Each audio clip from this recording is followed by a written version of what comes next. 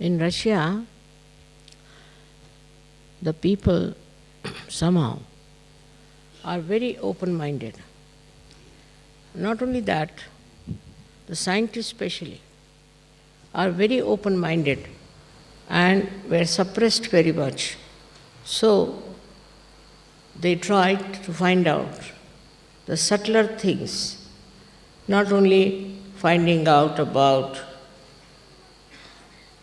chemicals or about some physical properties of the light, but they wanted to go into the subtler side, and they had found out already a great deal of knowledge about the auras around the hand, auras around the body.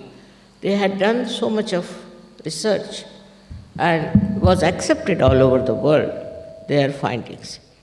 Now this gentleman was a specialist, I think, because he's a very well-known, very well-known person, and he's holding a very big position.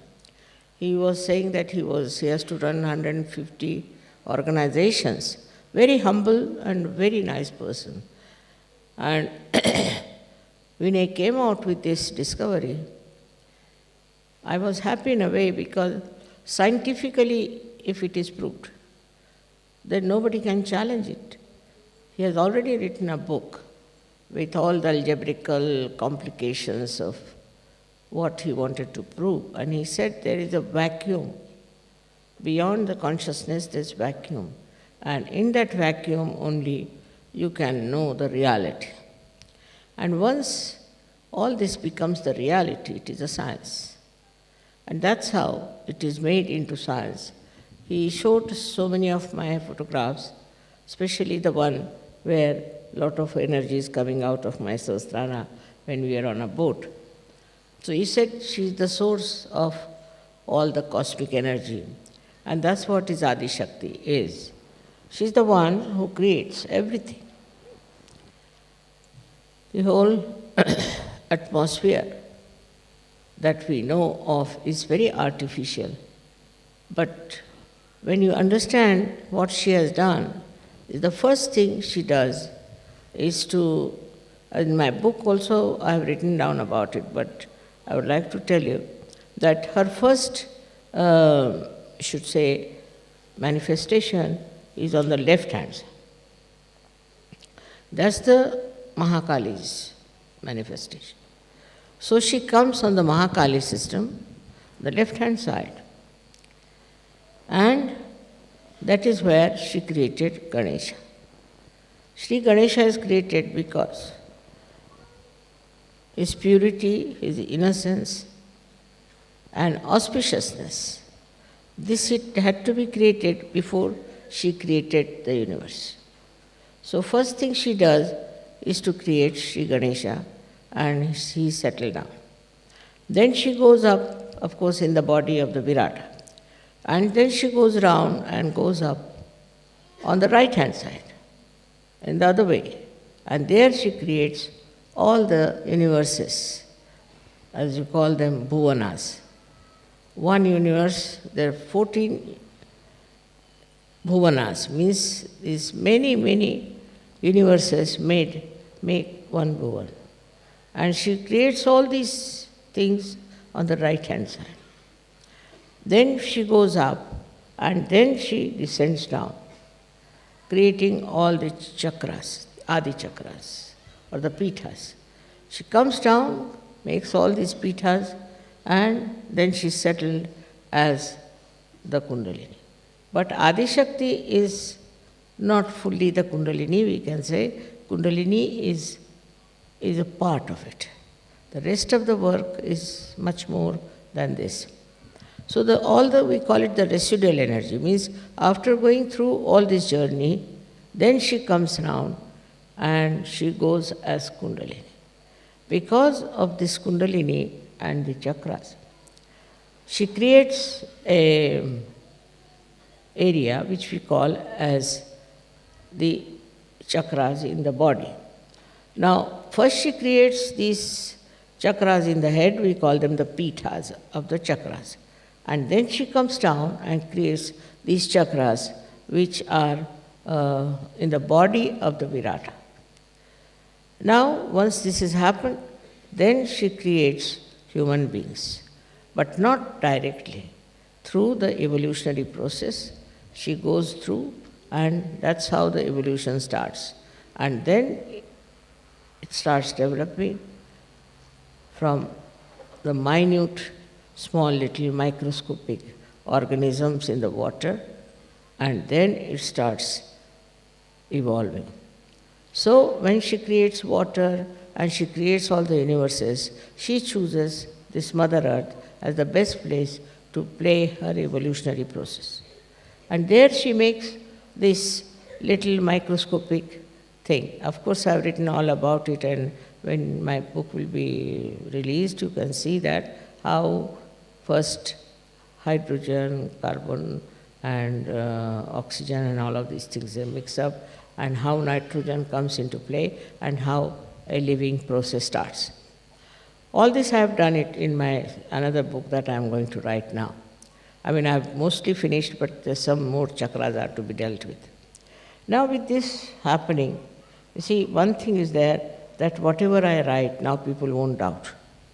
They will know it's a scientific fact, and that's what whatever I say is a fact. Now, to believe in even a mother, Adi Shakti, was impossible. Especially, you'll be amazed that Christian religion somehow or other avoided the mentioning of the mother. Then the Islam, that also avoided the mentioning of the mother. It's completely negation towards the mother. But only Indian philosophy had the mother, and the Indians are actually Shakti worshippers. So this is how it was kept up and brought to this position now, that people have got full idea as to mother principle that has worked out everything. On this mother principle in India, people are very sure that it's the mother who does everything. And thus we have in India many, we should say, many swambhus, means things that are created of the Mother Earth. For example, you know, in Maharashtra, we have got Mahakali's place, Mahasaraswati, Mahalakshmi, and also we have got a place for the Adi Shakti. Some people who have been to Nasik must have seen Chaturshringi. How many people have you been to Chaturshringi out of you? It's good. So, this Chaturshringi represents the Adi Shakti, which is the fourth dimension of this power, which gives you the ascent. And ultimately, through Mahalakshmi channel only you get your realization. All this is a process, all was created by the power of Adi Shakti. It's a tremendous task. The previous ones were not difficult, because there, for nature to create was very easy. The Mother Earth is one with Adi Shakti. The whole atmosphere is one with Adi Shakti. All the elements are one with Adi Shakti. So she could create all that without any difficulties. But when human beings came, they got their freedom. That's the only, the species which fell into the maya of thinking and of having the ego in it. With this ego, Maya worked on them, I should say, and they forgot about the principle that created this universe. They took it for granted. They felt that this is their own right, that they are there, this is their own achievement, and they are the owners of everything. This started working in their mind so much that they invaded other countries, they destroyed so many people, and they never felt bad about it. All their lives they have been thinking about aggressing others, controlling others, and doing all kinds of harmful things. But they never even thought or never did any introspection to see that what we are doing is very, very wrong and it should not be done. Because of the freedom they have, such a turmoil in this world, and the people who were in charge of affairs, they were very, very cruel and extremely had no feelings for the other people. And this happened so many times on this earth. Now, Sahaja Yoga has started. Once Sahaja Yoga has started, we have Sahaja Yogis who are now receiving the blessings of the Adi Shakti directly.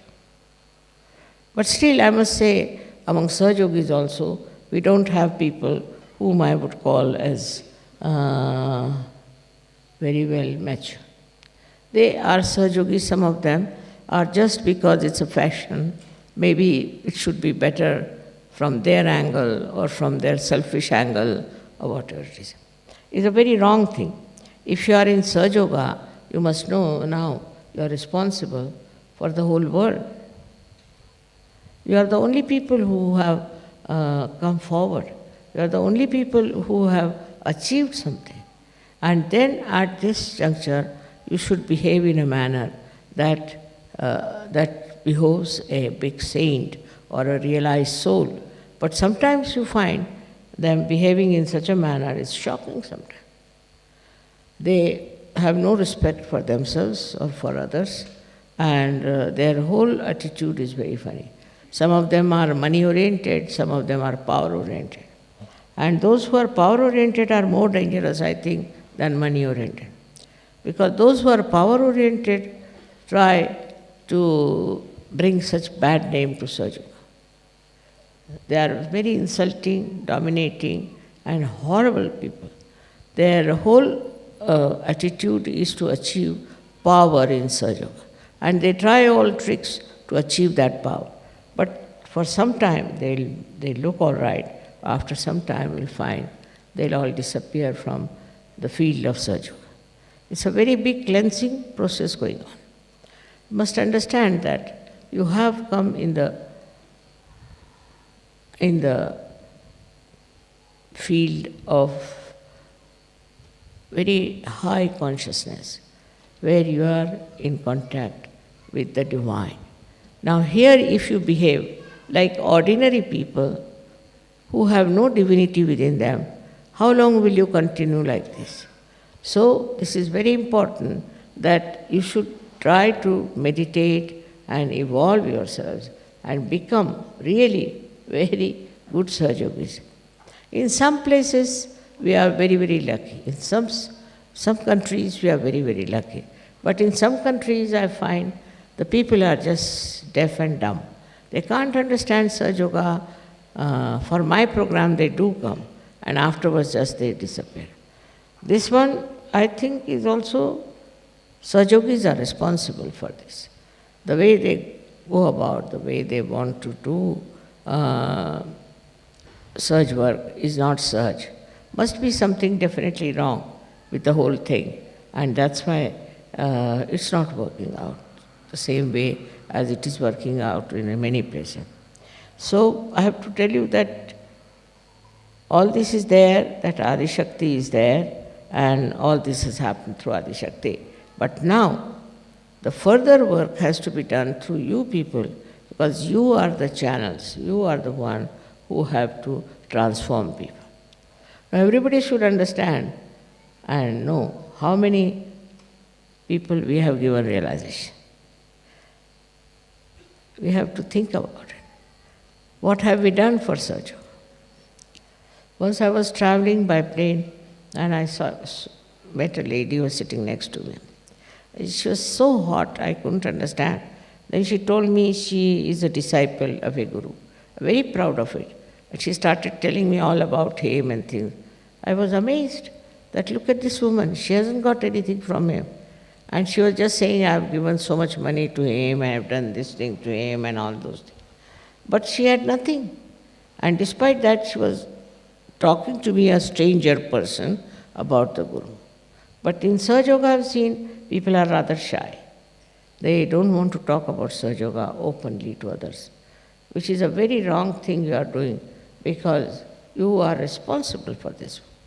You have been given realization, of course you are seeking, everything is all right, but all of you must try to give realizations to others. I must say that somehow men have been more dynamic, working it out. The women in Sahaja Yoga are not yet coming up to that level as they should. They have to be more sensible about it, and they have to work it out. They can do it, but only trouble is, I think they have certain minor problems about which they are worried. Always I get letters from ladies saying this is wrong, that is wrong, complaining all the time. When I'm so fed up of their letters now that I think they are useless to read them also. So I have to tell you all that it is important that men, because they are dynamic, women should be much more, because they are Shakti and I am a woman. So I find that the men are more sort of active and dynamic about Sahaja Yoga, and I don't know what is the reason why women are not. They can transform so many people. They can do so much good to others. They can bring so much love and compassion, because this love and compassion is the quality of a mother, of a woman. And if the women don't have that quality, it's useless to be a woman. All the time, if you are busy about your useless things like fashions or faces and all that, then the time is all wasted. You have a short time now, you got your realization, and you must decide what have you done so far, what have you achieved for so far. But I would say that also in Sahaja Yoga I found there are all kinds of funny ideas going in. Like certain rituals they'll take up, then they prescribe certain rituals, they'll talk about it. And kind of a power orientation is there. They want to oppress others, and they want to take over and frighten people and behave in such a manner that as if they are very good. Some of them start saying that Mataji said so. This is Mataji's ideas. By their own power orientation, they manufacture things and talk like that. But ask them, how many have you given realization? The first thing is, you must determine his positivity, how many you have given realization. He's just talking about others, criticizing others, talking about the defects of Sahaja Yoga, seeing in the Sahaja Yoga, is, I would say, is still a very preliminary things that have happened before, and it should stop. Now, as it is, once this book is out, all over the world, it will be known about our work. We will be not challenged anymore. But still, we have to see for ourselves that if we have achieved this kind of recognition, then we should be up to that. Our capability should be up to that. We should not be lagging behind. For example, if you ask some Sahaja Yogis, especially Sahaja Yoginis, they don't know much about Sahaja Yoga. They don't know about chakras. They don't know anything about the deities. Nothing they know. How can they be Sahaja Yogis? You have to know all about it. Only thing that you don't realize that it's not outside that you are a Sahaja Yogi, but it is inside. Inside you have to have that kind of an understanding of the chakras and of Sahaja Yoga, how it works, how it helps. Now, supposing if I am the source of that energy, which you know very well I am, then you achieve yours also a kind of a perfection about dealing with people and bringing them to Sahaja Yoga. It's a very important work you have to do, is to bring Sahaja Yogis in Sahaja Yoga. What I find that some people are very much still lagging behind, and it's very surprising that They live in that country, they are part and parcel of that country, and they are not bothered. Under these circumstances, they'll be blamed that why didn't you find out the ways and methods of convincing at least your countrymen. So Sahaja Yoga at the brink of growth cannot grow only with one country, two countries. All the countries have to be brought into Sahaja Yoga. All the people that we could call into Sahaja Yoga will be a very good idea. And then we have books to convince people. We have to talk to them about it. But what I find about Sahaja Yoga is that once they start spreading Sahaja Yoga also, their ego comes up. And they think they are very great Sahaja Yogis, they are great leaders. All this kind of stupid ideas walk into their heads, which is wrong. You have to just think in a very humble manner. The more you have, the more you become humble. Like a tree, when laden with fruits, bends down. In the same way, you have to be very humble. But that humility is sometimes very difficult because the culture of the West is not humble culture.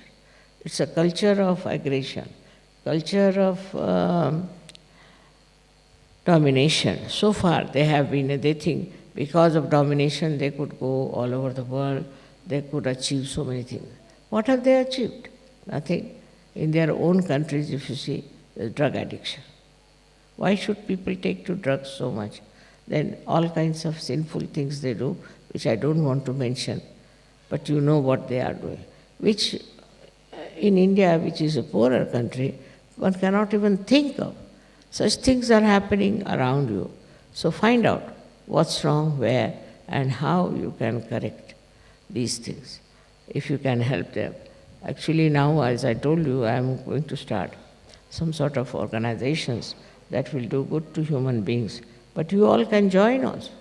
You can also start in your own countries something like that. But first, you have to get rid of your ego. See, that once happens to you, then only your attention would be steady. And this ego is very simple for you because you worship Christ. And the Christ is the one who was settled on the Agya Chakra. You all worship Christ, but that humility of Christ is not there. Just the opposite of it.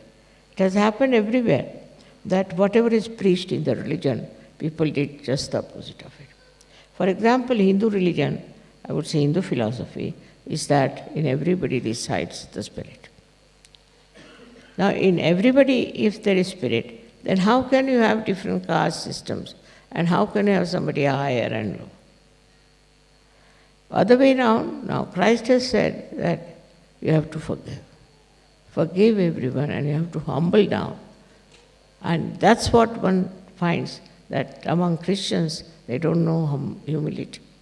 They have no idea of humility. Men are like that, women are like that, and the men and women then go on fighting. There's no question of anybody being humble, peaceful, and all. So it's very artificially they are showing off that they are very philanthropist and all that.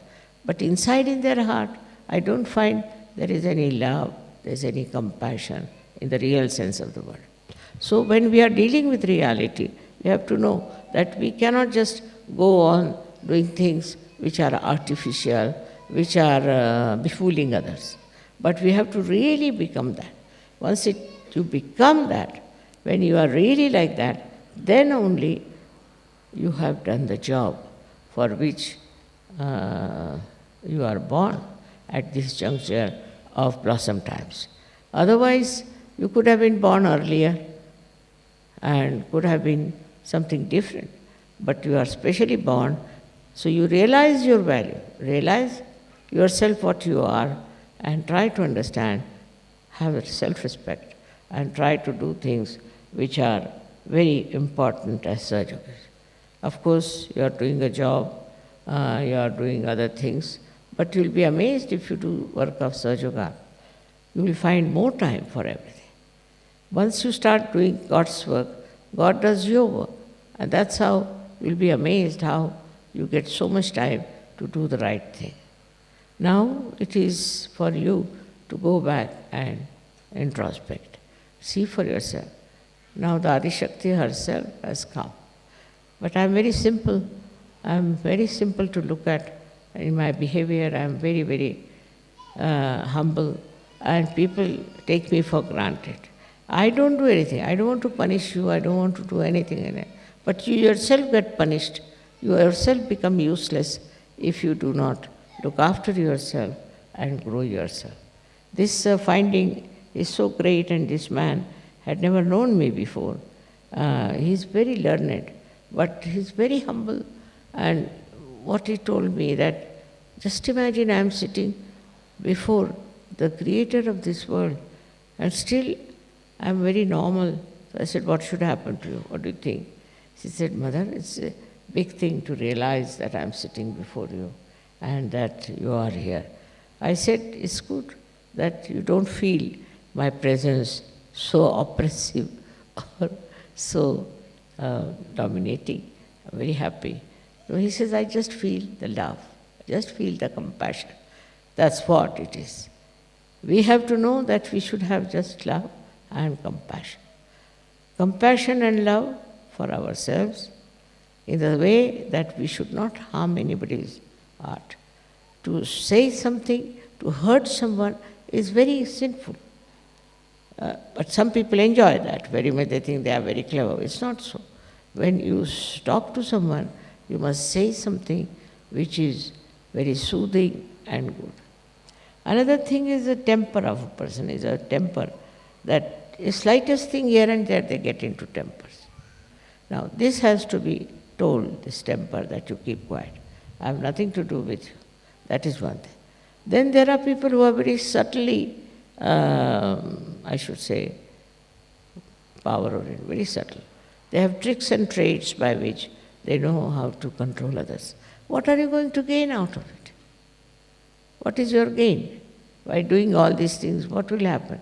In these worldly things, you might be little bit popular, little bit having a position or something. But what is it after all? That is not going to help you. What is going to help you the most is to make yourself a perfect channel for Sahaja, to be a perfect channel. In that, you will be amazed how you will be helped. So I would say for you people who are in the West, I would say, you must develop humility. It's very important. I was surprised in Russia itself. The people are not only humble, but such dedication, unbelievable. They don't even raise their eyes to me. I don't know how they got this idea. This is not after the discovery, but even before that. They were so nice and so humble and so full of love. And even the children brought me small presents, just to give me so sweetly. This is something surprising, how these people in Russia have achieved that capability to become. And I think in the West, Russia is the country which will achieve a very great height in spirituality. And that means they will be the most powerful people.